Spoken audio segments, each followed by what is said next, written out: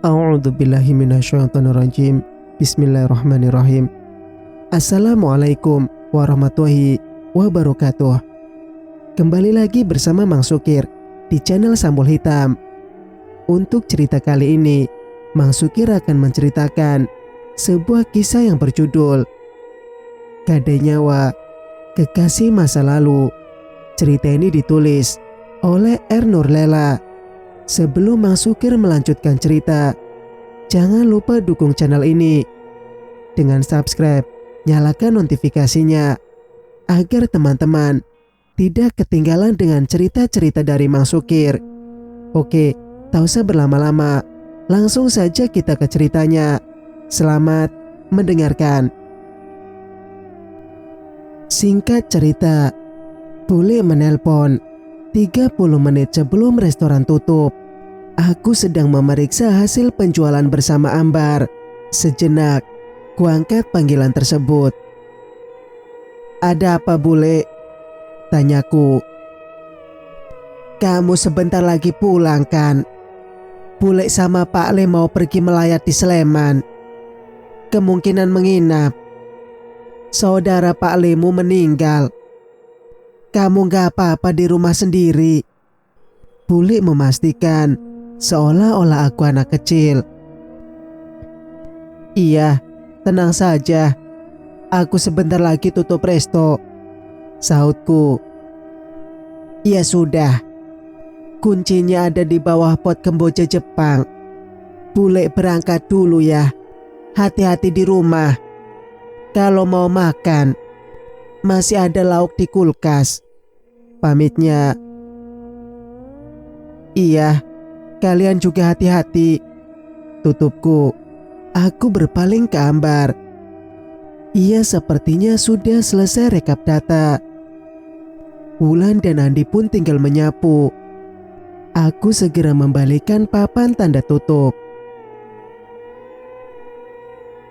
"Mulai malam ini, kita sedikit ubah jam operasional ya. Tutup jam setengah 10, 30 menit lebih awal," ujarku. "Sampai kapan, Pak?" tanya Wulan sambil menyapu lantai. "Belum pasti. Saya ambil barang ke office dulu ya. Kita keluar sama-sama. Orang dapur sudah keluar kan?" tanyaku kepada Adi. "Sudah, Pak," sahutnya. "Lampu sudah dimatikan?" "Sudah." Aku menuju ruang belakang sambil memeriksa ponsel. Mega belum memberikan kabar lanjutan.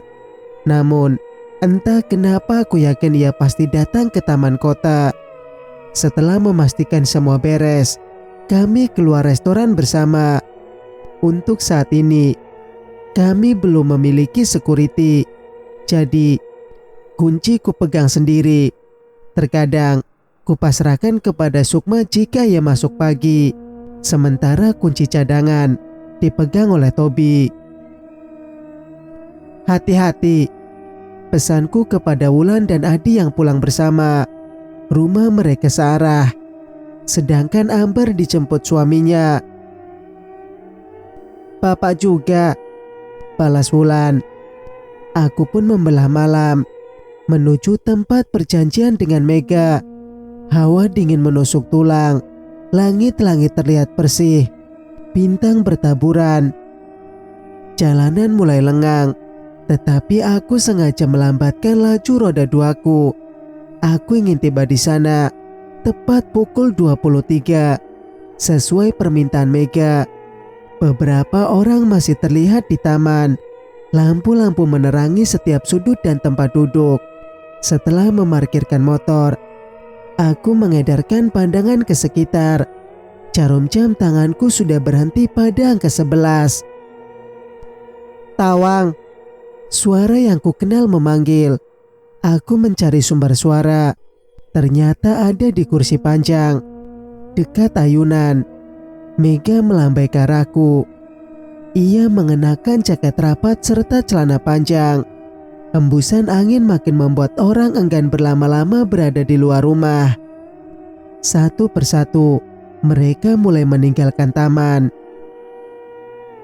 Sudah lama, tanyaku mengambil tempat di sebelahnya. Belum. Mega menggenggam ponselnya erat. Aku melirik benda tersebut. Terlihat layarnya retak parah. Kamu hari ini libur. Terus, kenapa kamu pindah tempat tinggal? Aku mulai melontarkan pertanyaan yang terasa mengganjal sejak tadi pagi. Iya, aku libur. Gak apa-apa. Pengen pindah di kos biasa saja, sautnya datar.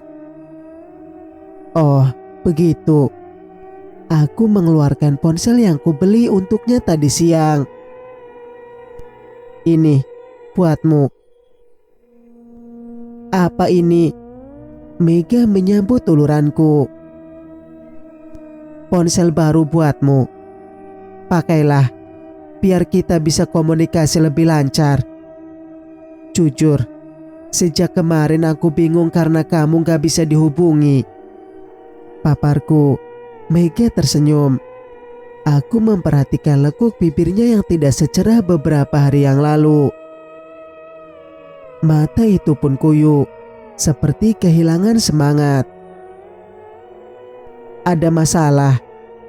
Kamu boleh cerita kok, ujarku canggung.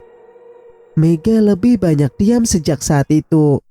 Ya, sejak kami mengunjungi Pantai Trini. Enggak, aku senang karena kamu menerima perasaanku. Sudah sangat lama aku menantikan ini, sahutnya tertunduk. Kalau begitu, coba angkat wajahmu, pintaku. Mega bergeming.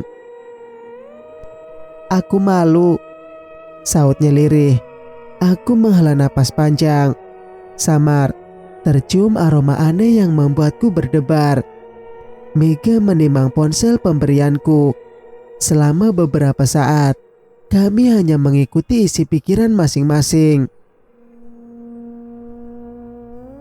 Jadi, sekarang kamu tinggal di mana? Aku boleh tahu kan alamat tempat tinggalmu? Tanyaku pada akhirnya. Itu di kos Cempaka, jawab Mega lirih. Oh, di Cempaka. Bukannya itu kos putra putri ya? Kenapa nggak di Kenanga saja? Di sana kan khusus putri. Aku meliriknya. Aku cari yang murah. Mega tersenyum tipis. Aku mengangguk paham. Keluargamu di mana? Sudah meninggal. Suara Mega serak. Maaf. Aku gak bermaksud. Gak apa-apa. Memang itu kenyataannya. Lagi-lagi kami terdiam. Aku baru sadar. Di taman hanya tinggal kami berdua. Jalanan juga mulai jarang kendaraan yang melintas. Jam di ponsel sudah menunjukkan pukul 23.30. Sudah malam. Aku antar pulang ya, tawarku. Mega mengangguk. Indekos yang Mega maksud searah dengan rumah bule. Aku biasa melewatinya jika pulang lebih awal. Lewat jam 9. Suasana sekitar sudah sangat sepi. Gerbangnya cukup tinggi dengan pohon mangga besar menaungi halaman. Bangunan berlantai 4 itu dibagi menjadi 2 bagian. Sebelah timur kamar khusus putri, sedangkan barat putra. Saat menurunkan Mega, kulihat sebuah papan tergantung di pintu gerbang. Ada kamar kosong untuk putra putri. Aku masuk duluan ya. Aku mengangguk. Iya, ponselnya lekas dipakai. Biar aku gampang menghubungimu, ucapku. Makasih. Mega melempar senyum tipis. Aku menunggunya masuk ke halaman indekos. hingga terlihat ia menaiki anak tangga. Entah tinggal di kamar berapa, tetapi tidak kulihat lagi sosok Mega di tangga selanjutnya. Mungkin karena pencahayaan yang kurang terang juga membuatku tidak bisa melihat dengan jelas. Aku memutar balik arah, memilih kembali ke persimpangan, dan lewat jalan raya. Andai belum selarut ini, lurus adalah rute terdekat. Namun, jauh dari kos Cempaka, ada sebuah rumah kosong yang nyaris tertutup oleh belukar. Kabarnya, di sana sering terlihat penampakan hantu wanita tanpa kepala. Aku pernah bertanya kepada bule tentang rumah itu serta rumor keberadaan hantu. Katanya, pernah terjadi pembunuhan sadis di sana. Perempuan di rumah itu memiliki anak tiri. Tapi, suatu hari ia ditemukan meninggal dengan kepala terpenggal. Suaminya menjadi tersangka, sedangkan si anak menangis ketakutan di dalam lemari. Entah di mana anak itu sekarang. Konon, ada yang mengadopsi. Kejadiannya 18 tahun yang lalu. Sudah cukup lama, terang bule. Aku bersiap menyalakan mesin saat terdengar suara benda jatuh dari arah indekos. Refleks kepalaku menoleh. Samar, terlihat sebuah bayangan tubuh melayang jatuh dari lantai 4. Bersamaan dengan itu, listrik di sekitar padam. Aroma busuk menyebar, membuatku segera kabur tanpa berpikir panjang. Singkat cerita, aku terbangun dengan kepala memberat. Sudah pukul 9:30 rupanya. Semalam, usai pulang mengantar Mega, aku tidak bisa tidur dengan nyenyak. Listrik di rumah bule juga padam. Selain itu, beragam suara berisik di telingaku, entah dari mana. Terkadang, aku mendengar tangisan, rintihan, hingga panggilan atas namaku. Aku baru bisa benar-benar memejamkan mata saat menjelang subuh. Kurai ponsel untuk menelpon Tobi. Aku akan datang terlambat, atau mungkin tidak datang sama sekali. Apa ada masalah? Tanya Tobi. Enggak, aku cuma sedikit pusing. Oh iya, beritahu ke anak-anak lain. Mulai hari ini tutup lebih awal, jam 9:30. Kalau jam 9 sudah tidak ada tamu, boleh langsung beres-beres, ujarku. Oke, kamu istirahatlah yang benar, pesan Tobi sebelum kuakhiri panggilan. Aku menghela napas, memandang jendela yang belum kusibak tirainya. Suara apa semalam itu? Sepertinya ada yang jatuh, tetapi aku tidak berani memastikan. Suasananya benar-benar aneh. Mungkin aku harus bertanya kepada Mega. Nama kontak gadis itu kutemukan. Aku segera menekan tombol panggilan. Cukup lama hanya terdengar nada tunggu, hingga kemudian terputus. Sial, apa dia masih belum memakai ponselnya? Kenapa bikin orang kepikiran terus sih? Kerutuku. Aku turun dari ranjang, berniat ke kamar mandi. Kepala benar-benar sakit. Lantai yang kupijak seperti bergoyang. Sambil berpegangan dengan tembok, aku pun berhasil mencapai kamar mandi. Pukul 12, Bule dan Pak Le pulang. Aku memilih libur dan hanya berbaring di ranjang. Kamu sakit, Le? Bule memegang dahiku. Cuma capek saja kok. Pak Le di mana? Aku duduk. Ikut warga yang lain ke kos Cempaka. Apa kamu belum dengar? Tanya Bule dengan wajah tegang. Ada apa? Dadaku berdebar. Ada yang bunuh diri. Diperkirakan kejadiannya semalam. Tapi aneh, jatuh dari lantai 4 mukanya bisa hancur banget. Karena itulah polisi sedang melakukan penyelidikan. Papar bule. Aku memilih diam, tidak menceritakan apa yang kudengar semalam. Salah-salah, aku bisa dijadikan tersangka ataupun saksi. Bule memeriksa ponselnya yang terus-menerus berdering. Pak Le memang seorang ketua RW. Kebetulan kos Cempaka masih dalam satu wilayah rukun warganya. Kejadian semalam pasti cukup menggemparkan. Ada info baru dari Pak Lekmu. Katanya korban bekerja di salon Doro Ayu dan gak tinggal di kos Cempaka. Bukannya salon itu yang ada di depan Ajang Wulung ya? Kamu tahu karyawan sana? Bule menatapku. Badanku menggigil. Entah karena demam atau informasi yang Bule utarakan benar-benar mengagetkanku. Siapa karyawan salon itu? Jangan sampai Mega.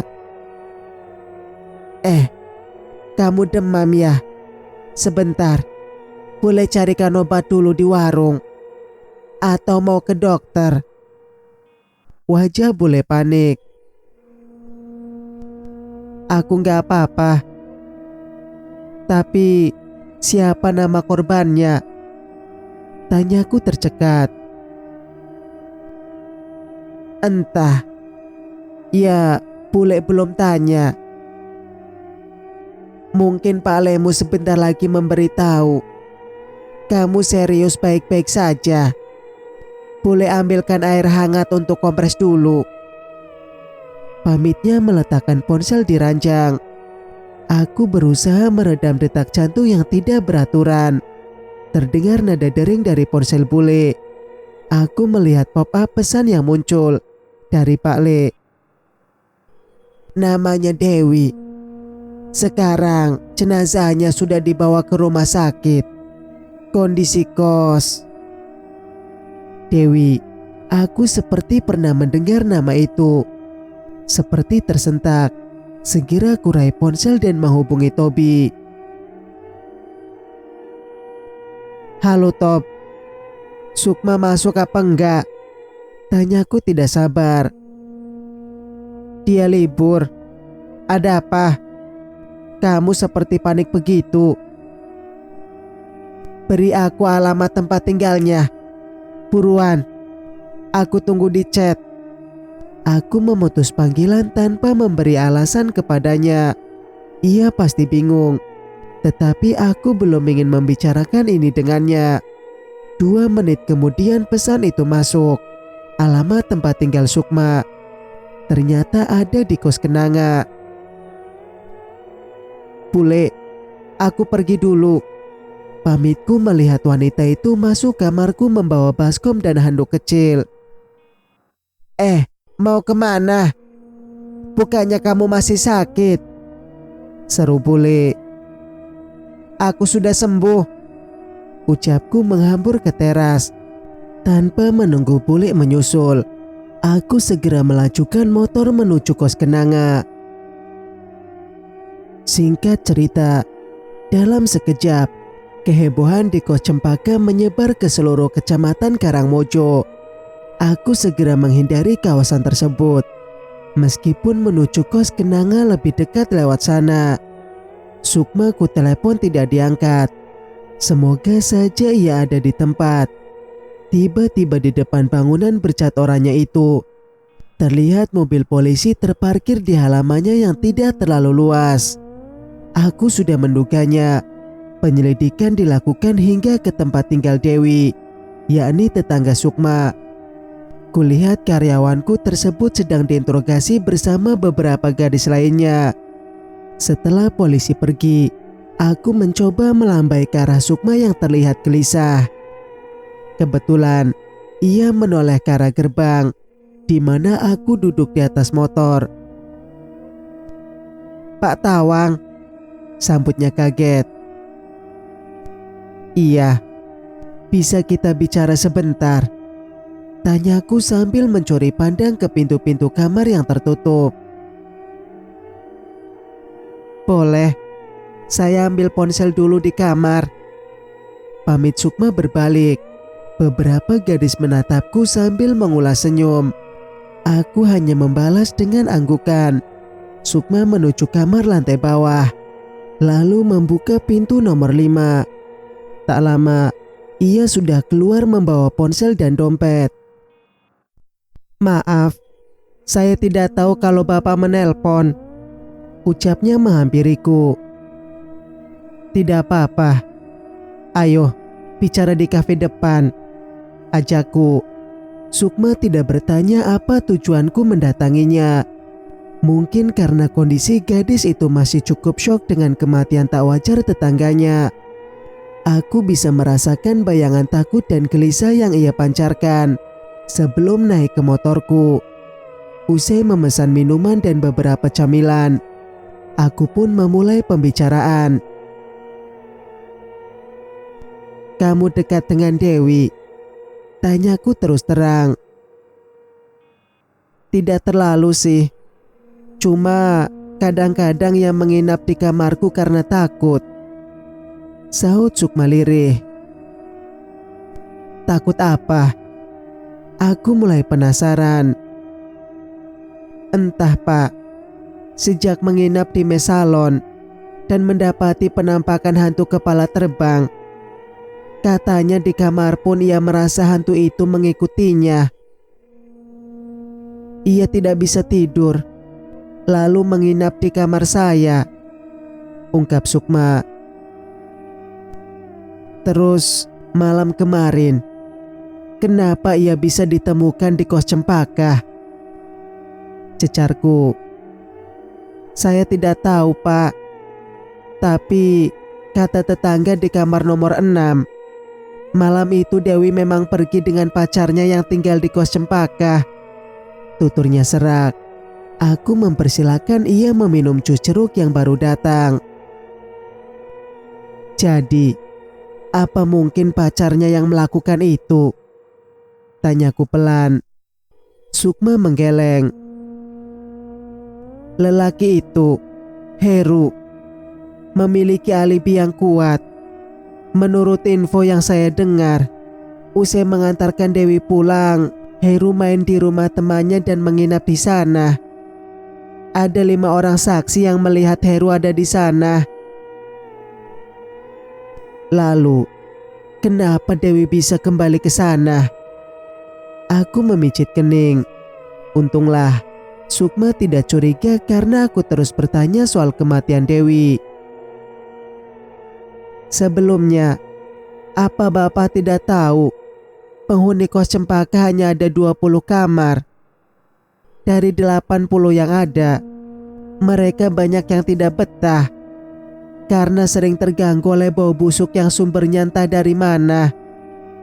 Nah, anehnya, pagi tadi ada salah satu anggota kos yang melapor bahwa ia melihat Heru ada di lantai 4 kamar Putri sekitar jam 12 kurang 15 menit. Tutur Sukma membuatku bergidik. Itu bukankah waktu di mana aku mengantar Mega pulang? Ada lagi? Tanyaku. Tidak ada, hanya itu yang saya tahu. Tapi tentu saja saksi satu orang tidak cukup kuat. Jadi untuk sementara kasus Dewi hanya dianggap bunuh diri. Pungkasnya, aku mengangguk kecil. Andai semalam aku memberanikan diri melihat lebih dekat, apa mungkin akan kutemukan fakta yang sebenarnya, atau justru malah terlibat dalam masalah. Pak, panggil Sukma. Iya. Kalau tidak ada lagi yang ingin dibicarakan, apa saya boleh pulang? Ia menatapku. Oh iya, ayo, saya antar. Aku segera menuju meja kasir untuk membayar pesanan. Saat keluar kafe, terdengar ponselku berdering. Aku memeriksa sebentar. Ternyata pesan dari Mega. "Kamu semalam langsung pulang kan?"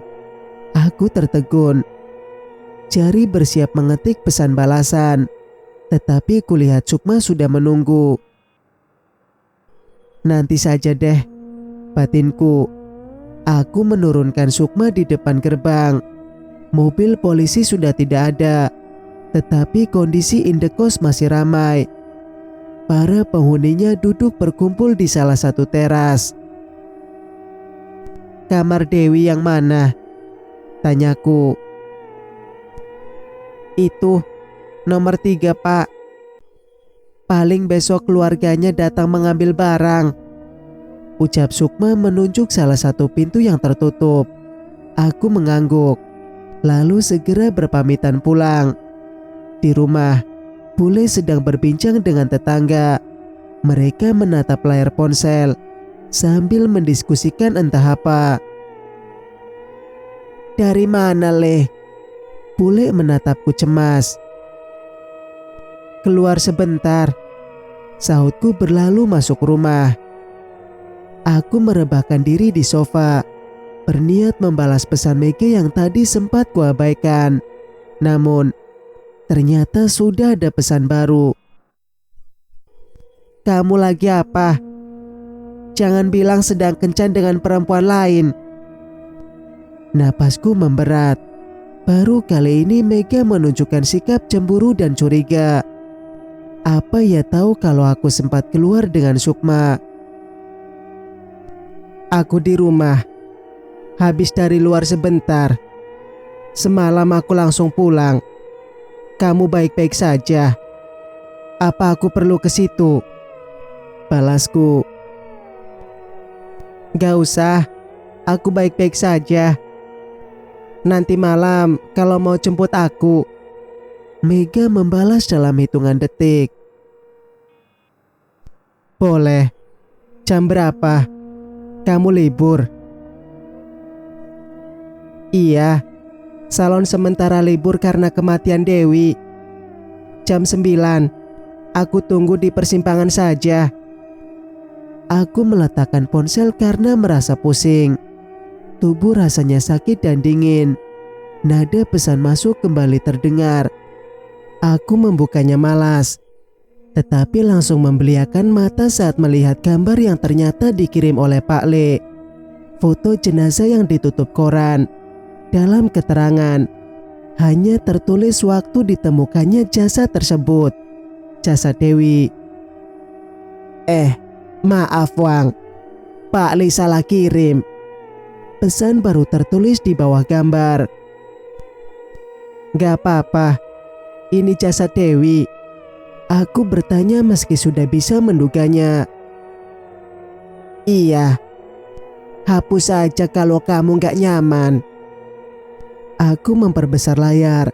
Seluruh tubuh jenazah tertutup koran. Hanya terlihat sedikit bercak darah di bagian kepala. Namun, yang membuatku kaget adalah koran penutupnya. Terlihat judul berita aneh, seperti yang pernah ku baca sekilas di ponsel Dika. "Sadis. Bocah berusia 8 tahun ditemukan bersimbah darah di area pantai Drini." Tanggal dikeluarkannya berita tersebut lebih membuatku tertarik. 8 Januari 2002. Itu artinya koran tersebut sudah lawas. Karena penasaran, aku mencoba menggali berita 20 tahun silam di internet. Namun, tidak kutemukan seperti apa yang tertulis di koran. Aneh. Seharusnya berita itu cukup heboh. Tapi gak ada jejaknya sama sekali, desahku. "Apa boleh tahu ya?" Aku menegakkan tubuh. Ya, mungkin akan ku coba bertanya kepada adik ayahku tersebut.